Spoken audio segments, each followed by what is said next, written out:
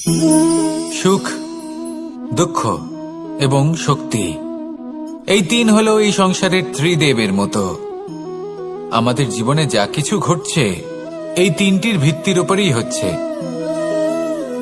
আসলে এই সংসারের একটা নিয়ম আছে, যখনই আপনি কিছু লাভ করেন এই সংসার আপনার পরীক্ষা নেয়। এটা জানার জন্য আপনার পরীক্ষা নেয় যে আপনি যা কিছুই লাভ করেছেন আপনি কি আদৌ সেটার যোগ্য কিনা। ঠিক সেইভাবেই এই সুখ, দুঃখ এবং শক্তি আপনার পরীক্ষা নিয়ে থাকে। যখন সুখ আসে তখন সে আপনার পরীক্ষা নেয় যে আপনার মধ্যে অহংবোধ জাগ্রত হয়নি তো। যদি অহংবোধ চলে আসে তাহলে সুখ সেখানেই সঙ্গ ত্যাগ করে।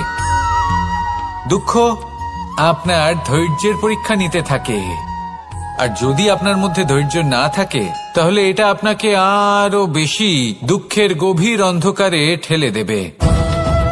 সেখানে শক্তি পরীক্ষা নেয় আপনার বিনম্রতার। যদি আপনি বিনম্র না হন তাহলে হয় এই শক্তি আপনার সঙ্গ ত্যাগ করবে, নয় এই শক্তি বিনম্রতার অভাবে আপনার পতনের কারণ হতে পারে। এই সংসারে যে কোনো ব্যক্তি যিনি এই পরীক্ষায় উত্তীর্ণ হয়ে থাকেন এই জীবনে তিনি সাফল্য লাভ করেন। আসুন আমার সাথে ভালোবেসে বলুন, রাধা রাধা। মানুষের জীবনে উন্নতি লাভ করার জন্য তিনটি স্তম্ভের প্রয়োজন হয়। প্রথম স্তম্ভ শিক্ষা। এই শিক্ষা আমাদের জ্ঞান প্রদান করে। দ্বিতীয় স্তম্ভ ব্যবসা, যার দ্বারা আমরা ধন উপার্জন করি। তৃতীয় স্তম্ভ হলো আমাদের ঈশ্বর, আমাদের ইষ্ট। এনার সাথে যদি আমরা জুড়ে থাকতে পারি তাহলে এমন একটা মানসিক বল আপনি লাভ করবেন যেটা এই সংসারে আর কোথাও পাওয়া সম্ভব নয়। কিন্তু মানুষ অনেক সময় জীবনে এই তিনটি স্তম্ভ লাভ করা সত্ত্বেও সামনে অগ্রসর হতে পারেন না। তখনও জীবনে কঠিন পরিস্থিতি আসতেই থাকে। এমনটা ঠিক কেন হয়? কারণ সে জীবনে এই তিনটি স্তম্ভ লাভ করে নেয়, জীবনে প্রয়োগও করে, কিন্তু তার ভিতের কথা সে ভুলেই যায়। যেমন প্রথম স্তম্ভ অর্থাৎ শিক্ষা। এই শিক্ষার আধার হলো শুভ চেতনা।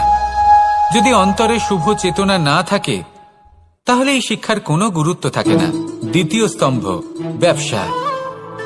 পরিশ্রম করে উপার্জন করতে হবে এই কথাটা আমরা সবাই জানি এবং সবাই চেষ্টাও করি, কিন্তু ব্যবসা করতে করতে আমরা এটা ভুলে যাই আমাদের ব্যবহার কেমন হয়ে পড়েছে।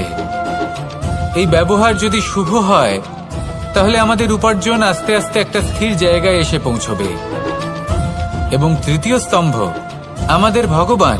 যদি ওনার স্মরণে আপনি যেতে চান তাহলে তার পূর্বে নিজের মা বাবাকে সেবা করুন, তাদের যত্ন করুন, তাদেরকে ভালোবাসুন, কারণ ওনারাই হলেন এই সংসারে আপনার সবথেকে বড় ইষ্ট। তাহলে তিন স্তম্ভের সাথে সাথে তাদের আধারকেও নিজের জীবনে প্রাধান্য দিন। কোনো সমস্যা আসবে না, জীবনে একের পর এক উন্নতি করবেন এবং এই মন প্রসন্ন হয়ে বলবে, রাধা রাধা। এই সংসারে কখনো কোনো ব্যক্তিকে তার বাইরের পোশাক দেখে বিচার করার চেষ্টা করবেন না। এটা খুব বড় ভুল করবেন। যেমন আমরা জীবনে অনেক সময় এমন করি, ধরুন কোথাও একটা গাছ দেখলাম, খুব বিশাল আকারের একটা গাছ, যেটা মাটির থেকে অনেক উঁচুতে পৌঁছে গেছে, যার বিশাল শাখা আছে। সেগুলো দেখে আমরা ভাবি যে এই গাছে হয়তো কত সুস্বাদু ফল আছে। আমরা সেই গাছের পরিচর্যা করতে থাকি। আবার অন্যদিকে হলো একটি তৃণ, যেটা মাটি থেকে কিছুটা উঁচুতে পৌঁছেছে, কিন্তু সেই তৃণর নিচে, মাটির নিচে অত্যন্ত সুস্বাদু ফল বা সবজি জন্ম নেয়, যা আমাদের স্বাস্থ্যের পক্ষে অত্যন্ত উপকারী। সেই জন্য কখনো আবরণ দেখে কাউকে বিচার করতে চেষ্টা করবেন না। তার বদলে এটা বোঝার চেষ্টা করুন যে আপনার সামনে যে ব্যক্তি আছে বা বস্তু আছে তার বিশেষত্ব কি। যদি এই বিশেষত্ব বোঝার ক্ষমতা আপনি অর্জন করেন, যদি এই শিল্প আপনি নিজের ভেতরে জাগ্রত করেন, তাহলে এই সংসারে বিশেষত্ব কি সেটা আপনি জানতে পারবেন। আর এই সমস্ত খেলা দৃষ্টি থেকে নয়, দৃষ্টিভঙ্গি থেকে জন্ম নেয়। দৃষ্টিভঙ্গি সবসময় শুভ রাখুন আর আমার সাথে ভালোবেসে বলুন, রাধা রাধা। ভয়ের সাথে আমরা সবাই পরিচিত, কষ্টও আমরা সবাই পেয়েছি। কখনো কখনো আমরা অসুস্থ হয়ে পড়ি, আর এমন সময় হলে মাতার মমতা, কখনো বাবার স্নেহ, কখনো বন্ধুদের পাশে থাকার অনুভূতি আমাদের রোগ নিরাময়ে সাহায্য করে। কখনো যদি আমরা নিরাশ হয়ে পড়ি, তখন যদি আমাদের কোনো আপনজন আমাদের দুটো ভালো কথা বলে, তখন আমাদের মনোবল বেড়ে যায়। ঠিক তেমন সংসারের এই রঙ্গমঞ্চে যদি আপনি পীড়িত অনুভব করেন, কিছু শুভ কথা আলোচনা করুন, কিছু স্তুতি গান করুন, কিছু মুহূর্তের জন্য হলেও নিজের ইষ্টদেবের কথা স্মরণ করুন আর প্রার্থনা করুন। সাহস বাড়বে, শক্তিও বৃদ্ধি পাবে এবং সামনে এগিয়ে চলার পথও দেখতে পাবেন। তখন এই মন প্রসন্ন হয়ে বলবে, রাধা রাধা। যখন আমরা কোনো বনে প্রবেশ করি, তখন এই সবুজ ঘাস দেখে, এই কোমল ঘাস দেখে আমাদের মন প্রফুল্ল হয়ে ওঠে। ভিন্ন ভিন্ন প্রজাতির ফুল, ভিন্ন ভিন্ন রঙের ফুল দেখে এই মন আনন্দে ভরে ওঠে। এখানে শিশুরা আনন্দ লাভ করে, বড়রা ভোজন গ্রহণ করেন, কথাবার্তা বলেন, হাঁটাহাঁটি করে বেড়ান। এবার ভেবে দেখুন, যখন এই উপবনের নির্মাণ হয়েছিল সেই সময় যদি এই মাটিকে সঠিকভাবে খনন না করা হতো, যদি তাতে সঠিকভাবে বীজ রোপণ না করা হতো, যদি কোনো সংঘর্ষ না হতো, পরিশ্রম না করা হতো, যদি চলতে চলতে পায়ে কাঁটা না বিঁধে যেত, তাহলে এই সুন্দর বন দেখে আমরা কি এই আনন্দ লাভ করতে পারতাম? কখনোই নয়। ধরুন কোনো নদীর তটে সুন্দর একটি বন আছে, সেই বনের আনন্দ লাভ করতে গেলে আপনাকে সেই নদী পার করতেই হবে। যদি সুখের নদীর কাছে পৌঁছতে চান, তাহলে তটে যে কাঁটা রয়েছে সেগুলোর সাথে সংঘর্ষ করতেই হবে। এই সংসারে যদি আপনি সুখ লাভ করতে চান, তাহলে সুখ লাভের এই যাত্রা শুরু করতে হবে সংঘর্ষ দ্বারা। তাহলে সংঘর্ষকে স্বাগত জানান, এর পেছনেই সুখ রয়েছে যা আপনার জন্য অপেক্ষা করছে। এবার হাসুন আর আমার সাথে ভালোবেসে বলুন, রাধা রাধা। সংসারে আমাদের জীবনের সবথেকে বড় দোষ কি আপনি জানেন? কেউ বলবেন লোভ, কেউ বলবেন লালসা, কেউ বলবেন অসত্য। দেখুন, দুঃখের মূল কারণ হলো পরিশ্রম না করা। কিছু মানুষ ভাবেন যে আমি জীবনে কোনো পরিশ্রম করব না, অথচ আমি সবকিছু প্রাপ্ত করতে চাই।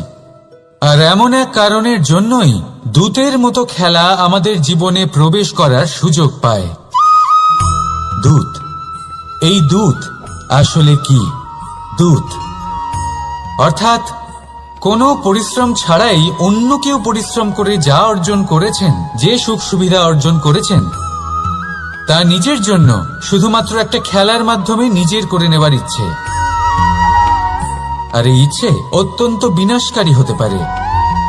এই ইচ্ছে যদি আপনার বিবেক, আপনার মন, আপনার চেতনা, আপনার ভাবনা প্রবাহিত করে ফেলে, তারপরে আপনি চেষ্টা করতে শুরু করে দেবেন, আর সেইখান থেকেই আপনার পতন শুরু হবে। এই চেষ্টা করবেন যে অন্য কারোর জীবনের সমস্ত ধন, তার সমস্ত জীবন সম্পূর্ণভাবে নিজের করে নেওয়ার। কারণ প্রথমে আশা জাগ্রত হয়, আর এই আশা হতাশায় পরিণত হতে সময় লাগে না।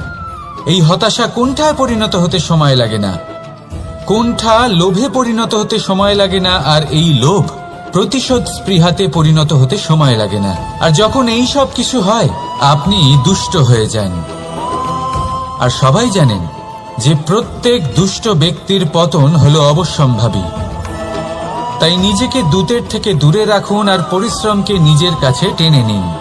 জীবনে আপনার যা যা স্বপ্ন রয়েছে, যা আপনি করতে চান, শুধুই পরিশ্রম দ্বারা অর্জন করুন। তাহলে তাই করুন আর আমার সাথে ভালোবেসে বলুন, রাধা রাধা। জীবনে কিছু শেখা অত্যন্ত গুরুত্বপূর্ণ। এবার কি কি শিখতে হবে, সেই সব শেখানোর জন্য অনেক শিক্ষক রয়েছেন। কিন্তু কি শিখবেন না আর কি করবেন না, এটা আমাদের নিজের অভিজ্ঞতা দিয়ে শিখতে হয়।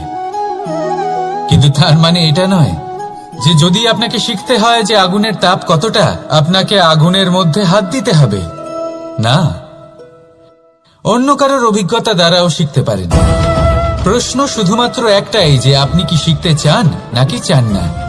যদি আপনি এটাই ভাবেন যে আমি শুধুই নিজের অভিজ্ঞতা দ্বারাই শিখতে চাই, তাহলে জীবনকাল ছোট মনে হবে, অনেক কিছুই শিখতে পারবেন না। তাই নিজের সাথে সাথে বড়দের অভিজ্ঞতা দ্বারাও শেখা শুরু করে দিন। এই সংসারের অভিজ্ঞতা দ্বারা শিখতে শুরু করে দিন। আর এটা নিশ্চিত রূপে শেখা আবশ্যক যে কখন কি করবেন না, কোথায় থামতে হবে আর কোথায় থামবেন না। তাহলে আসুন আর আমার সাথে ভালোবেসে বলুন, রাধা রাধা। ভোজন। এবার ভোজন সংগ্রহ করার জন্য মানুষ কি না করেন, সবসময় চেষ্টা করতে থাকেন। ফসল উৎপাদনের জন্য অনেক পরিশ্রম করতে থাকেন, কিন্তু অনেক সময় অনেক পরিশ্রম করার পরেও ফসল ভালো উৎপাদন হয় না। এর কারণ কি? কারণ হলো এটাই যে আপনি পরিশ্রম হয়তো অনেক করেছেন, কিন্তু আপনার নজর তো সেই বীজের দিকে ছিলই না যা আপনি রোপণ করেছেন। সেই জন্য সব সময় কোনো বীজ রোপণ করার আগে তাকে পরখ করে দেখুন, তা অত্যন্ত আবশ্যক। আর সেইভাবেই যখনই কোনো কর্মের প্রশ্ন আসে, তাহলে সেখানে শুধুমাত্র পরিশ্রম যথেষ্ট নয়, সেই কাজের প্রতি আপনার কর্তব্য কি, আপনার উদ্দেশ্য কি, সেটা জানা হলো অত্যন্ত গুরুত্বপূর্ণ। তাই কর্ম করুন, কিন্তু সেই কর্মের প্রতি আপনার যা উদ্দেশ্য তার মাহাত্ম্য বুঝতে চেষ্টা করুন। তাহলে আসুন আমার সাথে ভালোবেসে বলুন, রাধা রাধা। প্রশান্তি জড়িত নিদ্রা মানুষের জীবনের একটা অত্যন্ত গুরুত্বপূর্ণ সুখ এবং প্রয়োজনীয়তাও। দেখতে গেলে এই সংসারের প্রত্যেক পশু পাখি, প্রত্যেক জীব অবশ্যই নিদ্রা প্রাপ্ত করেন, কিন্তু মানুষ, যার মধ্যে বিচার বিবেচনা করার শক্তি অন্যদের থেকে অনেক বেশি, তার কিন্তু ঘুমের কিছু সমস্যা অবশ্যই হয়। কি বলেন, তাই তো? এবার এর কারণ কি? চিন্তা। এবার চিন্তা আমাদের সবার জীবনে আছে। আমরা সকলে জানি যে চিন্তা কখনো আমাদের সাহায্য করে না, তাও আমাদের জীবনে আছে। কেন? চিন্তার মাধ্যমে কি কখনো কোনো সমস্যার সমাধান হয়েছে? অর্থের চিন্তা করলে কি অর্থ লাভ হয়?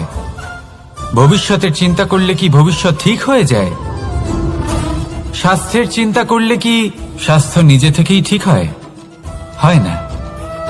তাহলে এই সব কিছু থেকে আমাদের একটা ছোট্ট শিক্ষা অবশ্যই লাভ করা উচিত। আপনিও আপনার কাঁধ থেকে চিন্তার এই বোঝা নামিয়ে ফেলুন। আর ইচ্ছে, এই সব ইচ্ছে একত্রিত হয়ে আমাদের মনে চিন্তা উৎপন্ন করে। তাই এই চিন্তাগুলিকে ত্যাগ করুন। প্রকৃতির প্রেমের ওপর বিশ্বাস রাখুন। মনে রাখবেন, যিনি চিন্তা মুক্ত হবেন তিনি চিতা মুক্ত হবেন। সুখের নিদ্রা প্রাপ্ত করুন, আর নিদ্রায় যাবার আগে আমার সাথে ভালোবেসে বলুন, রাধা রাধা। মহাদেব, সেই দেবতা যিনি মহান, যাকে দেবতাদের দেবতা বলা হয়, যিনি হলেন আমার আরাধ্য। কখনো আপনার মনে এই প্রশ্ন এসেছে যে শিবকেই কেন মহাদেব বলা হয়, অন্য কোনো দেবতাকে কেন বলা হয় না? সেই কারণ মহাদেবের মধ্যে, ওনার মধ্যে এমন এক বিশেষ গুণ রয়েছে যা অন্য কারণ নেই। তা হলো নিঃস্বার্থ হয়ে মানুষের সেবা করা।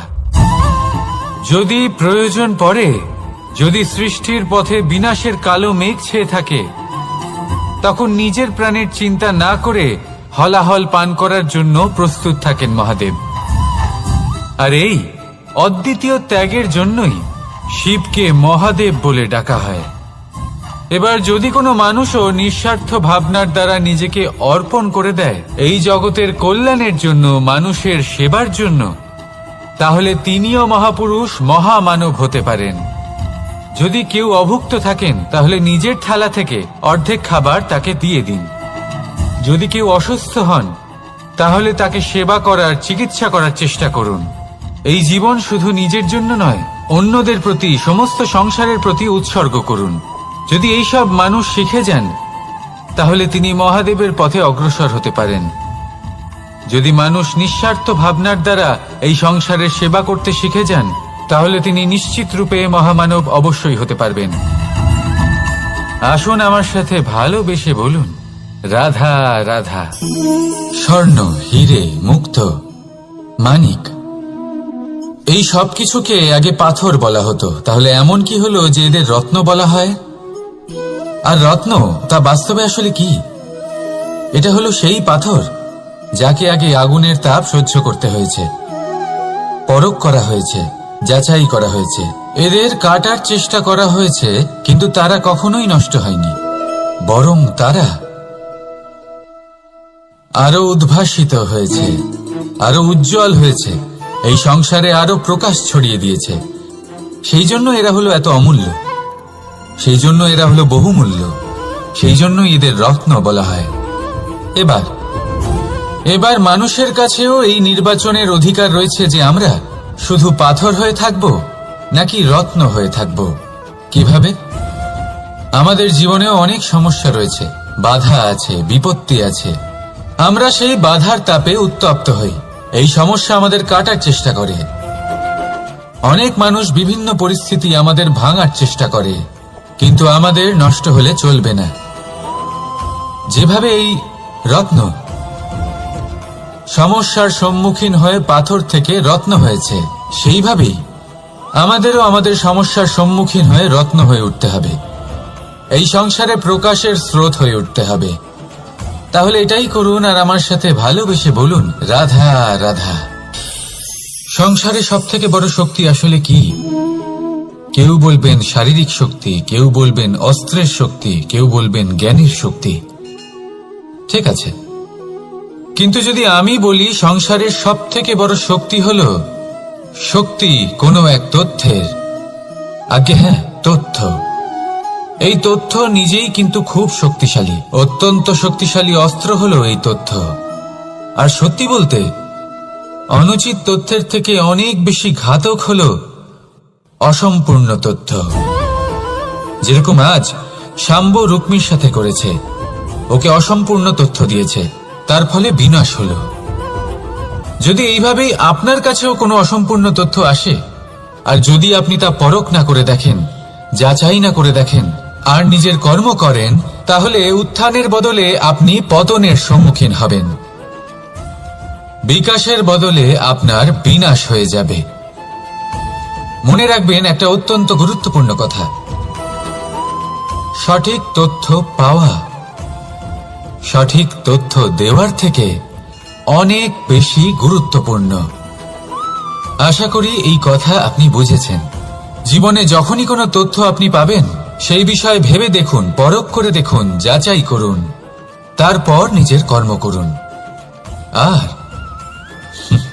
আমার সাথে ভালোবেসে বলুন, রাধা রাধা। ধর্ম এবং প্রেম, এই দুই হলো একই মুদ্রার দুই পিঠ। যদি এদের মধ্যে কোনোটা নষ্ট হয়ে যায় তাহলে দ্বিতীয়টাও থাকে না। কখনো ভেবেছেন এমন কেন হয়? তার জন্য আগে আপনাকে বুঝতে হবে যে ধর্ম আসলে কি। ধর্ম সেটাই যা এই সংসারের প্রত্যেক মানুষকে একে অপরের সাথে সুখ এবং শান্তিতে থাকতে প্রেরণা যোগায়। এই প্রেরণার আধার হলো প্রেম। প্রেম সেটাই যা আপনার মধ্যে অন্য কারোর প্রতি করুণাবোধ জাগিয়ে তোলে, সম্মান জাগিয়ে তোলে। এবার যদি প্রেম চলে যায় তাহলে সবার আগে বিনাশ হবে সম্মান আর করুণাবোধের। এবার যেখানে না প্রেম রয়েছে, না সম্মান রয়েছে, না করুণা রয়েছে, সেখানে ধর্ম কিভাবে বাস করবে? অশুভ ইচ্ছে জাগ্রত হয়ে ওঠে, ক্রোধ জাগ্রত হয়ে ওঠে, অহংকার জাগ্রত হয়ে ওঠে, আর তারপর আরম্ভ হয় অধর্মের। তাই যা যা ভাবনা আপনার অন্তরে প্রবেশ করছে করতে দিন, কিন্তু যাই হোক না কেন এই প্রেমকে নিজের থেকে দূরে যেতে দেবেন না। এই প্রেমকে চিরকাল নিজের কাছে রাখুন, নিজের হৃদয়। আর এই প্রেম ভাব নিয়ে বলুন, রাধা রাধা। এই সংসারে প্রত্যেক ব্যক্তি বড় কিছু করতে চায়, এমন কিছু যা এই সংসারে কেউ আগে কখনো করেনি। এমন জায়গায় পৌঁছতে চায় যেখানে এর আগে কেউ কখনো পৌঁছতে পারেনি। আর কেউ এতে সফলতা অর্জন করে।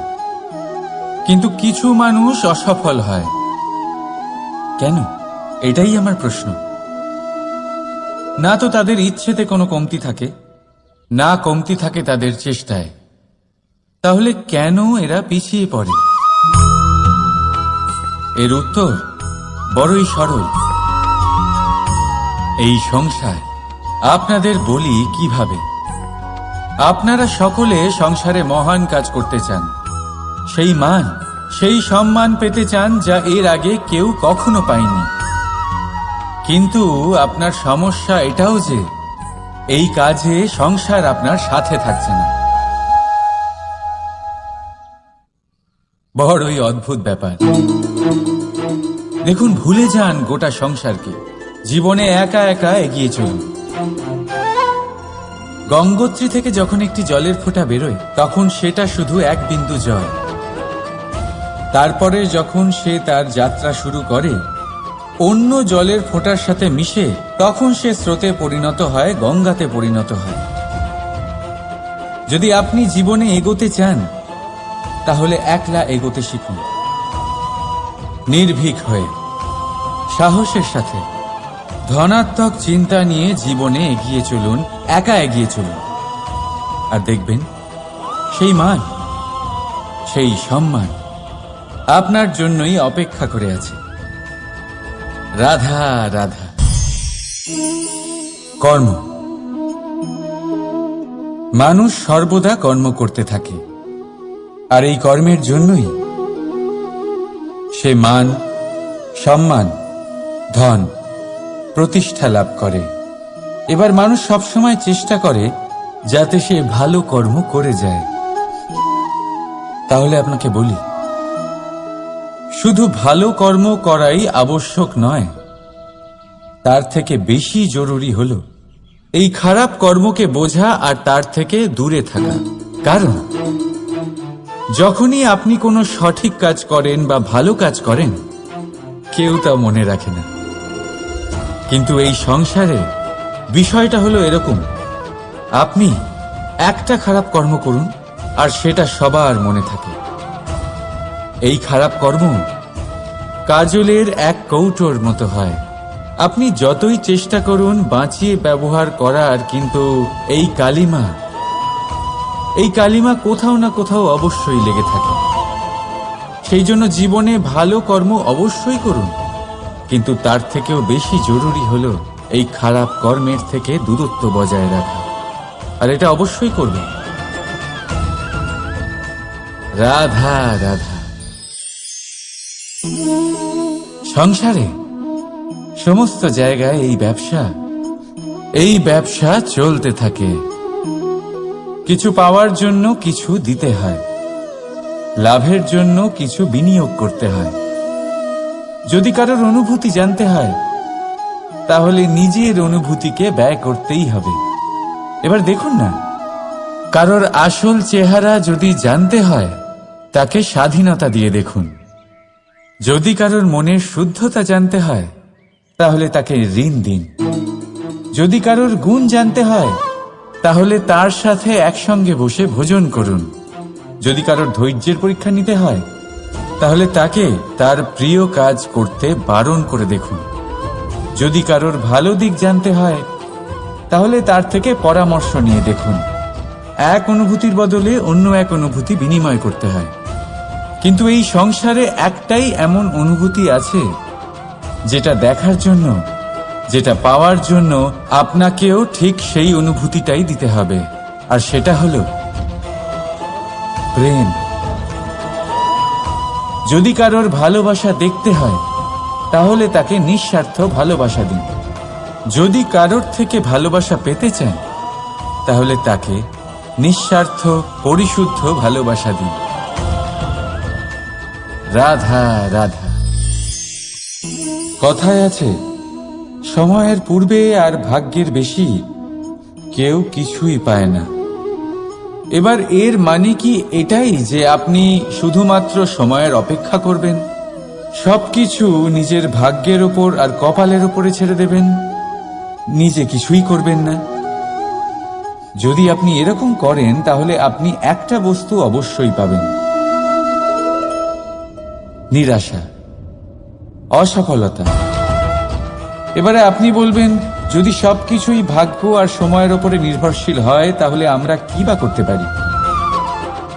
করতে পারেন চেষ্টা, পরিশ্রম। এই চেষ্টাই আপনার জীবনে সেই সময়কে আপনার কাছে টেনে নিয়ে আসে, সেই সময়ে যার অপেক্ষা আপনি করছেন। আর এই ভাগ্য তার সামনেই নত হয় যে সর্বদা পরিশ্রম করতে থাকে। রাধা রাধা। এই পদ্মফুল দেখতে পাচ্ছেন? এর অভ্যেস হলো জলস্তরের ওপরে ভাসা। সেই জন্য জলাশয়ের জলস্তর যখন বৃদ্ধি পায়, এই যে ফুলের কাণ্ড দেখছেন সেটাও বাড়তে থাকে, যাতে এই ফুল জলস্তরের ওপরে থাকে। কিন্তু যখন সেই জলাশয়ে জলস্তর নামতে থাকে, সেই কাণ্ড নিজেকে ছোট করতে পারে না, আর এই ফুল নিজের ভারে নিজেই ভেঙে পড়ে। এবার এটা আমাদের সাথেও হয়। সময়ের সাথে আমরা জীবনে যত সাফল্য পাই, আমাদের জীবনের স্তর বাড়তে থাকে। আর যখন আমাদের সংস্থান কমতে থাকে, আমরা সেই জীবন স্তর ছাড়তে পারি না, আর শেষ পর্যন্ত সেই জীবন স্তরের কারণেই ভারাক্রান্ত হয়ে শেষ হয়ে যায়। সেই জন্য যদি কিছু রাখতে হয় তাহলে তা হলো দৃষ্টিভঙ্গি। সাধারণভাবে জীবন যাপন করতে শিখুন। সময়ের চক্রও আপনাকে মাত দিতে পারবে না। রাধা রাধা।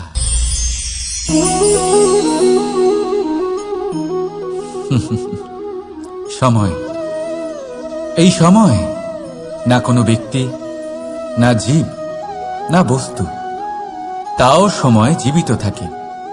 এই সময়ে না জল, না অগ্নি, আর না বায়ু, কিন্তু তাও আমাদের জীবনের আধার এই সময়। দেখতে গেলে মানুষ এই সময়ের হাতের খেলনা। কখনো আমাদের সময় ভালো হয়, আবার কখনো খারাপ। কেউ সময় আসার প্রতীক্ষা করে, আবার কেউ সময় যাওয়ার প্রতীক্ষা করে। কিন্তু এই সময় কারোর হাতে ধরা দেয় না। এই সময় যা কেউ দেখতে পায় না, এটা সবাইকে সবকিছু দেখিয়ে যায়। দেখিয়ে যায় যে আপন কে আর পর কে, আমাদের শুভাকাঙ্ক্ষীকে আর ক্ষতি কে চায়, আমাদের মিত্রকে আর আমাদের শত্রুকে। এই সময় আপনাকে দেখায় যে আপনি কতটা শক্তিশালী, সেই সময় আপনাকে দেখিয়ে যাবে আপনি কতটা দুর্বল। এই সময় সব কিছু দেখিয়ে যায়। তাই এই সময় যা এতটা শক্তিশালী, তা আমরা নষ্ট কেন করি? ভেবে দেখুন। এবারে উঠুন আর এই সময়ের সম্পূর্ণ ব্যবহার করুন।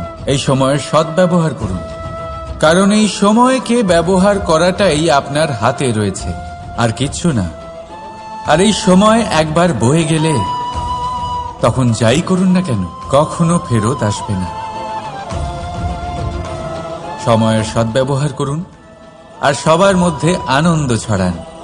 আর আসুন আমার সাথে ভালোবেসে বলুন, রাধা রাধা।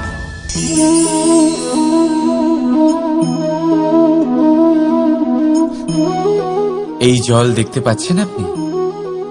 এটা ঘোলা জল, এতে ময়লা মিশে আছে। কিন্তু যদি আপনি এটা কিছুক্ষণ এমনি ফেলে রাখেন, তাহলে দেখবেন এই ময়লা আপনা থেকেই নিচে থিতিয়ে পড়বে। কিন্তু এই পাত্রটা নাড়াতে থাকলে এমনটা হবে না। শান্ত ছেড়ে দেবেন, তবেই এই ময়লা নিজেই নিচে চলে যাবে। ঠিক সেইভাবেই যখন আমাদের জীবনে কোনো সমস্যা আসে, কোনো অশান্তির সৃষ্টি হয়, তখন উত্তেজিত হয়ে পড়লে, নিজের সংযম হারিয়ে ফেললে আমরা এর সমাধান পাব না। শান্ত থাকলে তখনই সমস্যার সমাধান পাব। তাই মনে রাখবেন, ধৈর্য আর সংযম দ্বারা শান্ত মনে বিচার করলে যত বড়ই সমস্যা হোক না কেন তার সমাধান আপনি অবশ্যই পাবেন।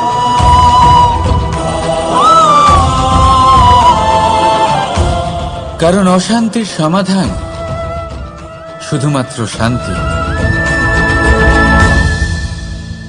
রাধা রাধা। প্রজাপতি আকাশে উড়ে বেড়ায়, সে সুন্দর ফুলের রস আস্বাদন করে, উন্মুক্ত উড়ে বেড়ায়, কিন্তু তারও বিপদ কম কিছু নেই। যেমন হলো পতঙ্গ, জন্তু এই প্রজাপতিকে নিজের আহার করে নেয়। তাকে এদের থেকে সাবধানে থাকতে হয়। সত্য হলো এটাই যে এই প্রজাপতি ততদিনই সুরক্ষিত থাকে যতদিন এদের পাখনা বৃদ্ধি পায় না। যখন এরা এদের খোলসের মধ্যে থাকে, যখন না কারো দৃষ্টি এদের ওপর পড়ে আর না কোনো শত্রু এদের আঘাত করতে পারে, কিন্তু তখন তারা বন্ধ থাকে, অবিচল নিশ্চল থাকে। এই সুন্দর সংসার দেখার জন্য, এই সুন্দর আকাশ পাওয়ার জন্য তাকে তার সুরক্ষা ক্ষেত্র থেকে বাইরে বেরিয়ে আসতেই হয়। আর এটাই জীবনের নিয়ম। মানুষের সাথেও ঠিক এরকমই হয়। যদি মানুষ বিশ্রাম আর সুরক্ষা এদের বন্ধন থেকে না বেরোয়, তাহলে সে জীবিত অবশ্যই থাকবে, কিন্তু জীবন ধারণ করতে পারবে না। কারণ যদি জীবনে বড় কিছু করতে হয়, বড় কোনো কিছু পেতে হয়, সাফল্যের শিখর অবধি পৌঁছতে হয়, তাহলে সর্বপ্রথম আপনাকে নিজের সুরক্ষা ক্ষেত্র থেকে বেরিয়ে আসতেই হবে। এই আরামকে ত্যাগ করতেই হবে। তবেই আপনি সফল হতে পারবেন। তবেই আপনি এই প্রজাপতির মতো আকাশে উড়ে বেড়াতে পারবেন। রাধা রাধা। মানুষের জীবনে উন্নতি লাভ করার জন্য 3টি স্তম্ভের প্রয়োজন হয়। প্রথম স্তম্ভ শিক্ষা। এই শিক্ষা আমাদের জ্ঞান প্রদান করে। দ্বিতীয় স্তম্ভ ব্যবসা, যার দ্বারা আমরা ধন উপার্জন করি। তৃতীয় স্তম্ভ হলো আমাদের ঈশ্বর, আমাদের ইষ্ট। এনার সাথে যদি আমরা জুড়ে থাকতে পারি, তাহলে এমন একটা মানসিক বল আপনি লাভ করবেন যেটা এই সংসারে আর কোথাও পাওয়া সম্ভব নয়। কিন্তু মানুষ অনেক সময় জীবনে এই 3টি স্তম্ভ লাভ করা সত্ত্বেও সামনে অগ্রসর হতে পারেন না। তখনও জীবনে কঠিন পরিস্থিতি আসতেই থাকে। এমনটা ঠিক কেন হয়? কারণ সে জীবনে এই 3টি স্তম্ভ লাভ করে নেয়, জীবনে প্রয়োগও করে, কিন্তু তার ভিতের কথা সে ভুলেই যায়। যেমন প্রথম স্তম্ভ অর্থাৎ শিক্ষা। এই শিক্ষার আধার হলো শুভ চেতনা। যদি অন্তরে শুভ চেতনা না থাকে, তাহলে এই শিক্ষার কোনো গুরুত্ব থাকে না। দ্বিতীয় স্তম্ভ ব্যবসা। পরিশ্রম করে উপার্জন করতে হবে, এই কথাটা আমরা সবাই জানি এবং সবাই চেষ্টাও করি। কিন্তু ব্যবসা করতে করতে আমরা এটা ভুলে যাই আমাদের ব্যবহার কেমন হয়ে পড়েছে। এই ব্যবহার যদি শুভ হয়, তাহলে আমাদের উপার্জন আস্তে আস্তে একটা স্থির জায়গায় এসে পৌঁছবে। এবং তৃতীয় স্তম্ভ আমাদের ভগবান। যদি ওনার শরণে আপনি যেতে চান, তাহলে তার পূর্বে নিজের মা বাবাকে সেবা করুন, তাদের যত্ন করুন, তাদেরকে ভালোবাসুন, কারণ ওনারাই হলেন এই সংসারে আপনার সবথেকে বড় ইষ্ট। তাহলে 3 স্তম্ভের সাথে সাথে তাদের আধারকেও নিজের জীবনে প্রাধান্য দিন। কোনো সমস্যা আসবে না, জীবনে একের পর এক উন্নতি করবেন এবং এই মন প্রসন্ন হয়ে বলবে রাধা রাধা। সুখ, দুঃখ এবং শক্তি, এই 3 হলো এই সংসারের ত্রিদেবের মতো। আমাদের জীবনে যা কিছু ঘটছে এই 3টির ভিত্তির উপরেই হচ্ছে। আসলে এই সংসারের একটা নিয়ম আছে। যখনই আপনি কিছু লাভ করেন, এই সংসার আপনার পরীক্ষা নেয়। এটা জানার জন্য আপনার পরীক্ষা নেয় যে আপনি যা কিছুই লাভ করেছেন, আপনি কি আদৌ সেটার যোগ্য কিনা। ঠিক সেইভাবেই এই সুখ, দুঃখ এবং শক্তি আপনার পরীক্ষা নিয়ে থাকে। যখন সুখ আসে, তখন সে আপনার পরীক্ষা নেয় যে আপনার মধ্যে অহংবোধ জাগ্রত হয়নি তো। যদি অহংবোধ চলে আসে তাহলে সুখ সেখানেই সঙ্গ ত্যাগ করে। দুঃখ আপনার ধৈর্যের পরীক্ষা নিতে থাকে, আর যদি আপনার মধ্যে ধৈর্য না থাকে তাহলে এটা আপনাকে আরো বেশি দুঃখের গভীর অন্ধকারে ঠেলে দেবে। সেখানে শক্তি পরীক্ষা নেয় আপনার বিনম্রতার। যদি আপনি বিনম্র না হন তাহলে হয় এই শক্তি আপনার সঙ্গ ত্যাগ করবে, নয় এই শক্তি বিনম্রতার অভাবে আপনার পতনের কারণ হতে পারে। এই সংসারে যে কোনো ব্যক্তি যিনি এই পরীক্ষায় উত্তীর্ণ হয়ে থাকেন, এই জীবনে তিনি সাফল্য লাভ করেন। আসুন আমার সাথে ভালোবেসে বলুন, রাধা রাধা। ভয়ের সাথে আমরা সবাই পরিচিত, কষ্টও আমরা সবাই পেয়েছি। কখনো কখনো আমরা অসুস্থ হয়ে পড়ি, আর এমন সময় হলে মাতার মমতা, কখনো বাবার স্নেহ, কখনো বন্ধুদের পাশে থাকার অনুভূতি আমাদের রোগ নিরাময়ে সাহায্য করে। কখনো যদি আমরা নিরাশ হয়ে পড়ি, তখন যদি আমাদের কোনো আপনজন আমাদের দুটো ভালো কথা বলে, তখন আমাদের মনোবল বেড়ে যায়।